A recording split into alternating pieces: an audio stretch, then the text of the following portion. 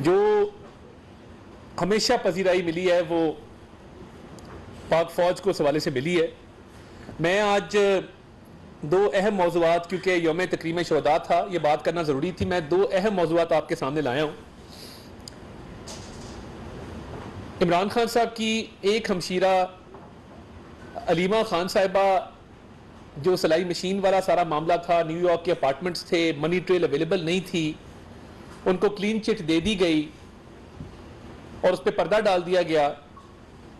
उसके बाद एक बहुत बड़ा स्कैंडल उज़मा खान साहिबा और आहद साहब का आया है, जो इमरान खान साहब की दूसरी हमशीरा है और उनके ब्रदर इन लॉ हैं आहद साहब।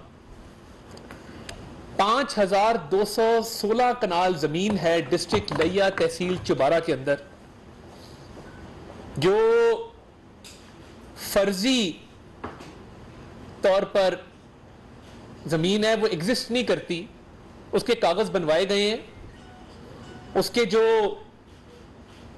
खसरा नंबर हैं वो सारे खसरा नंबर फर्जी हैं, और ये 5216 कनाल जमीन जाली कागज बनवाकर कुछ ऐसे लोगों से ली गई है जिनकी मलकियत नहीं थी, जिनकी ये चीज बेचने की थी नहीं। इस पे एक इन्वेस्टिगेटिव स्टोरी भी आई है, और इस इन्वेस्टिगेटिव स्टोरी आ जाने के बाद मैं ये वाज़ेह करना चाहता हूं कि पंजाब के एंटी करप्शन डिपार्टमेंट ने उज़मा खान साहिबा को और उनके खावंद आहद साहब को 2 कॉल अप नोटिस भेजे। एक कल भी कॉल अप नोटिस गया, मगर ताहाल वो पेश नहीं हो सके। ये काम ऐसे हुआ है कि इनके भाई क्योंकि वजीर आजम थे और पंजाब के अंदर फराह गोगी और बुशरा साहिबा ने एक अपनी ऑल्टरनेट गवर्नमेंट बनाई हुई थी, तो ये गरीब हारियों से ये जमीनें छीनी गई हैं और इसकी जो कीमत अदा की गई है, ये जरा गौर से सुनिएगा, 13 करोड़ रुपए कीमत अदा की है 6 अरब की जमीन की। कुल मालियत 5000 कनाल की जमीन की तखमीना 6 अरब लगाया गया है, और जो जमीन की कीमत अदा की गई है वो 13 करोड़ रुपए अदा की गई है। अब जो मेन रोड चुबारा, जो लइये से काफी हमारे जर्नलिस्ट भी ताल्लुक रखते हैं, बड़ा जरखेज है इस हवाले से, हमारे कई कोर्ट रिपोर्टर्स भी हैं, हमारे मेन स्ट्रीम जर्नलिस्ट भी हैं, जाहिद गिशकोरी साहब का भी ताल्लुक लिया से गालबन। तो जब आप ये तहसील चुबारा की बात करते हैं तो मेन रोड के साथ जो जमीन है उस पर जो 1 एकड़ है वो तकरीबन 1 करोड़ रुपए का है। इन्होंने 60,000 में 1 एकड़ खरीदा है।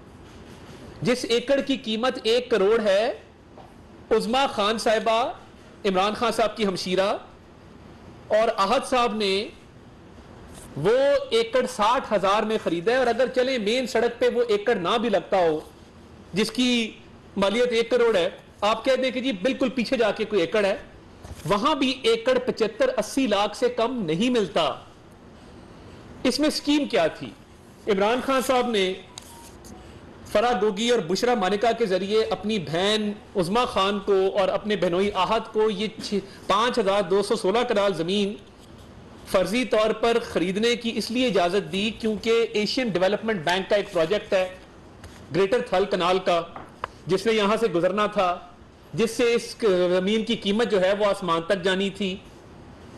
सिर्फ यहां नहीं रुके, बक्कर के इलाके में सोलर पंप्स अप्रूव करवा के सरकारी खर्चे पे वो यहां पे लगाए। आप अपनी स्क्रीन पे देख सकते हैं इस वक्त कि वो गरीब हारी, गरीब जिम्मेदार, छोटे किसान हैं, वो सरापा एहतजाज हैं कि जिनको पुलिस के जरिए बेदखल कर दिया गया।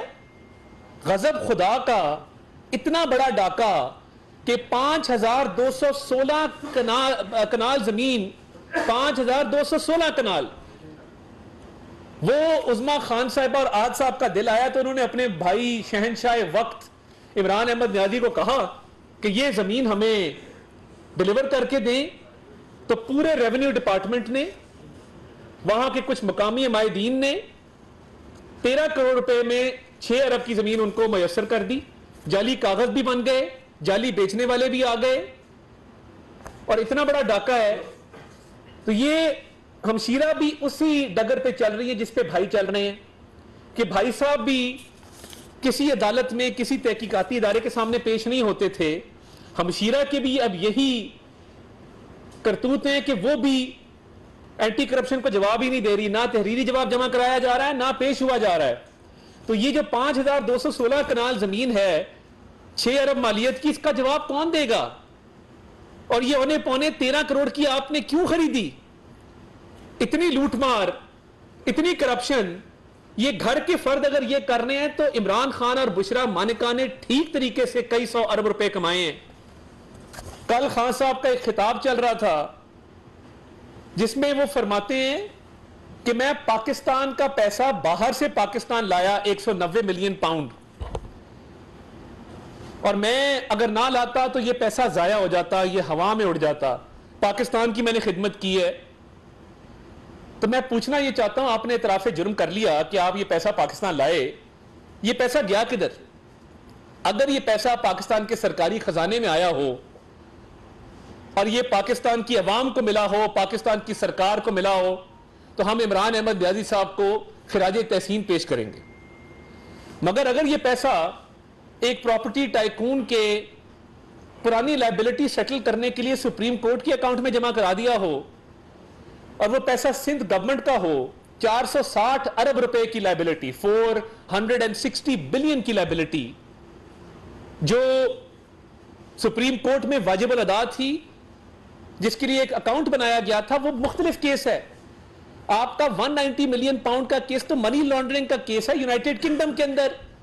एनसीए ने वो पैसा आपके हवाले इसलिए नहीं किया था कि आप उस पर सौदेबाजी करके, बार्गेनिंग करके उस प्रॉपर्टी टाइकून के एक और कर्जा अदा करने के लिए जमा करा दें।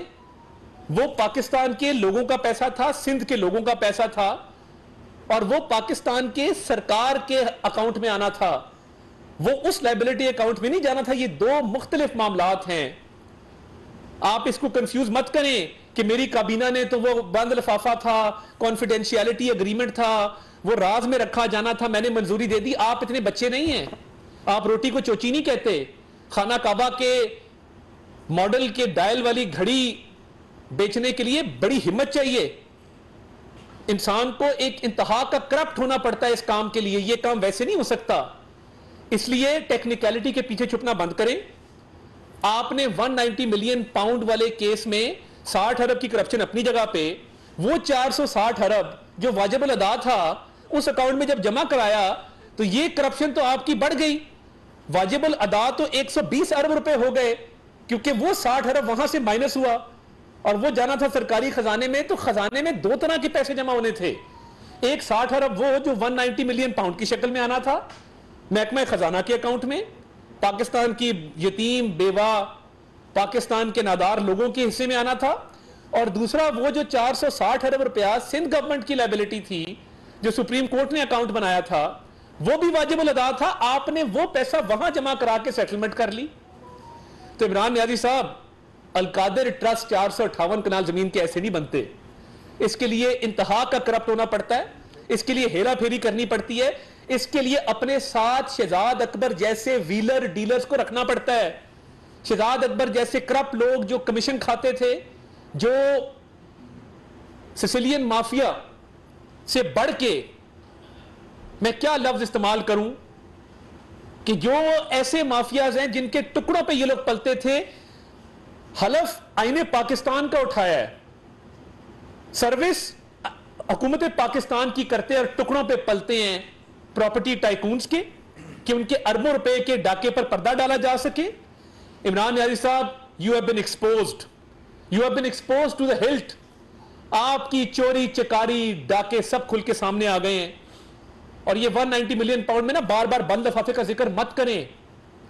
आपने 458 कनाल जमीन ली है, आपके दस्तखत मौजूद हैं, आपकी एहलिया के दस्तखत मौजूद हैं, आपकी बहन पे 5216 कनाल 6 अरब रुपए की जमीन का गबन है।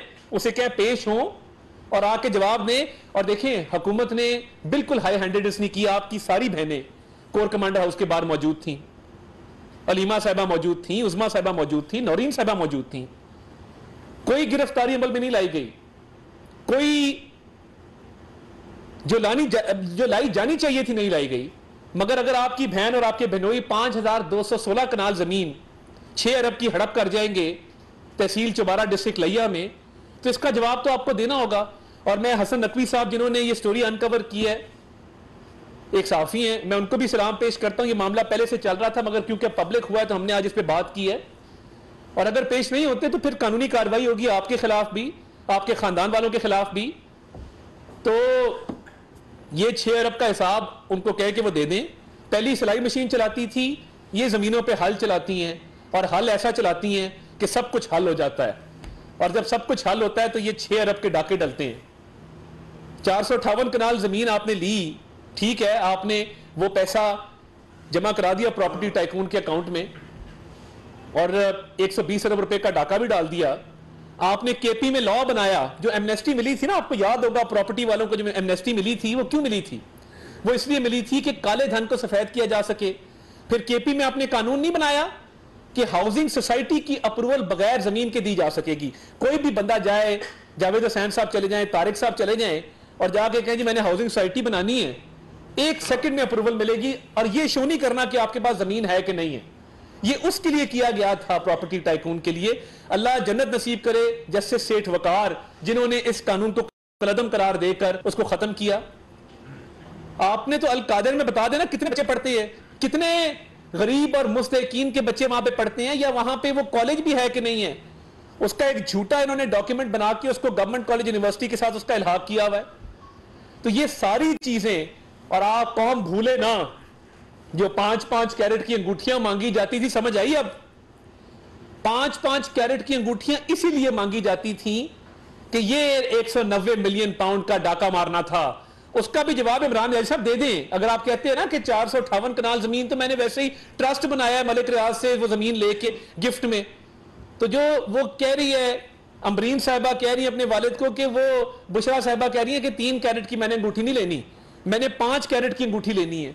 5 कैरेट की डायमंड की अंगूठियों से लेके, डायमंड के सेट से लेके, कानून साजी बनवाने से लेके, अल कादिर ट्रस्ट पे 400 कनाल जमीन लेने से लेके आपने क्या नहीं किया, और आप अभी भी कहते हैं कि आपने कुछ नहीं किया। आपको तो जेल की सलाखों के पीछे होना चाहिए 14 साल कैद की सजा में, जो आपने डाका डाला है पाकिस्तान की अवाम के हक पर, पाकिस्तान की अवाम के पैसे पर, और फिर शोहदा की आपने बेहुरमती की। इससे बड़ी गद्दारी क्या हो सकती है? पहले जब जल सरफराज वाला मामला हुआ, उनका हेलीकॉप्टर क्रैश हुआ, आपके लोगों ने उसका मजाक उड़ाया, अब आपने शोहदा को नहीं बख्शा। इससे बड़ी लानत कोई नहीं है कि आप शोहदा की बेहुरमती करें। आपने किस केस में यह बेहुरमती की है? 190 मिलियन पाउंड के केस में, 120 अरब के डाके के केस में, या अपनी बहन के उस्मा खान के 5216 कनाल जो जमीन हड़प कर ली उन्होंने, उस केस में आप क्या जवाब देंगे? आपके पास है जवाब देने को? तहकीकात के लिए बुलाया जाता है, आप ताउन नहीं करते नैब के साथ, कहते मेरे पास कागज कोई नहीं है, मुझे पता किसी बात का नहीं है। इतनी बड़ी करप्शन और डाके डाल के उसको कवर करने के लिए हमारी सेंसिटिव तनसीबात पे हमले, शोहदा की बेहुरमती, चागी के मॉडल को जला दो, फॉरेन फंडिंग भी ली हुई है। तो इमरान नियाजी साहब के तारीख दिन शुरू हो चुके हैं, और मैं एक बात उन लोगों के हवाले से करना चाहता हूं जो उनकी पार्टी छोड़ के आ रहे हैं। मैं इसको मुख्तलिफ जाविये से देखता हूं, और मैं ये समझता हूं कि उन्होंने मुल्क को बेचने का सौदा उनको मंजूर नहीं था। उन्होंने अपनी मां, धरती मां पे आंच नहीं आने दी। उन्होंने बेहतर समझा कि इसको खैर बात कह दी जाए, मगर यह पॉलिटिक्स ना की जाए कि जिसपे आप अपने मुल्क पे दाग लगाते हैं, आप अपनी हुब्बुल वतनी पे दाग लगाते हैं, आप दुश्मनों को खुश करते हैं, आप वतन से गद्दारी करते हैं, आप अपने वतन को बेचते हैं, अपनी मां जो धरती मां है उसको दागदार करते हैं। उन्होंने उस सियासत को रद्द करके जमीर की आवाज पे वो पार्टी छोड़ रहे हैं, और कोर्टें मजाक उड़ा रही हैं कि प्रेस कॉन्फ्रेंस नहीं करनी। प्रेस कॉन्फ्रेंस क्यों ना करें? अगर किसी ने कैप्टन कर्नल शेर खान के मुजस्मे को की बेहुरमती की है, करनी चाहिए प्रेस कॉन्फ्रेंस। अगर किसी ने चागी के मॉडल को जलाया, करनी चाहिए प्रेस कॉन्फ्रेंस। अगर किसी ने मेरे कायदे आजम के घर को जलाया, करनी चाहिए प्रेस कॉन्फ्रेंस। ये रोब्स पहन के इतनी ऊंची कुर्सियों पे बैठ के शोहदा का मजाक मत उड़ाएं, मत बेहुरमती करें। ये हुब्बुल वतनी है कि जो तरीके इंसाफ छोड़ के इस वक्त आता है, इससे बड़ी हुब्बुल वतनी नहीं हो सकती। जवेद हुसैन साहब जी, तारिक अजीज साहब, नहीं देखिए, कुछ लोग राब्ते करते भी हैं, कुछ राब्ते में नहीं भी हैं, मगर इस वक्त तरीके इंसाफ में रहना इस बात की इंडोर्समेंट, इस बात की तौसीक और तस्दीक है कि जो 9 मई को हुआ वो ठीक हुआ। हिस्ट्री जज करेगी कौन राइट साइड पे खड़ा है, कौन इस साइड पे खड़ा है, और राइट साइड ऑफ हिस्ट्री बिल्कुल क्लियर है। ये पाकिस्तानियत का मामला है, ये अब हमारी हुब्बुल वतनी का मामला है, हमारी बका का मामला है, इस पे बिल्कुल आंच नहीं आने देंगे। अच्छा तारड़ साहब, इस अल-कादिर ट्रस्ट में तो फैसल वावदा ये कहते हैं कि इसके सबसे बड़े बेनिफिशरी फैज़ हमीद थे, तो आपकी क्या फाइंडिंग्स हैं? आपको नहीं मालूम कि इसमें फैज़ हमीद ने क्या बेनिफिट्स लिए, उसको आपके में डिस्कस करते? दूसरा ये कि आप इस नहज तक ले आए हैं कि अब पीटीआई का कोई नाम लेगा या पीटीआई की कोई हमायत में भी खड़ा होगा तो उसको भी 3 MPO 16 MPO के तहत अंदर कर दिया। देखें, अब एक इसमें 2 डिस्टिंक्शंस हैं। पहली बात तो ये कि फैसल वाडा साहब काबीना के मेंबर थे, उनको बेहतर पता होगा कि और किस किस का इसमें हिस्सा है। जो कागजात मैंने देखे हैं उसमें ये बड़ा क्लियर है कि इमरान नियाजी साहब ने ये डाका डाला है शहजाद अकबर के साथ मिलके। बाकी जब तहकीक होगी, हो सकता है कि तब तहकीकात में ये नाम भी सामने आ जाए जो फैसल वाडा साहब कह रहे हैं, फैज हमीद साहब का। इमरान खान तहकीकात को आगे चलने ही नहीं दे रहे, चलने दे तो मामला क्लियर हो जाएंगे। देखिए, नाम लेने से कोई मना नहीं कर रहा, ना तरीके इंसाफ की हिमायत करने से कोई मना कर रहा है।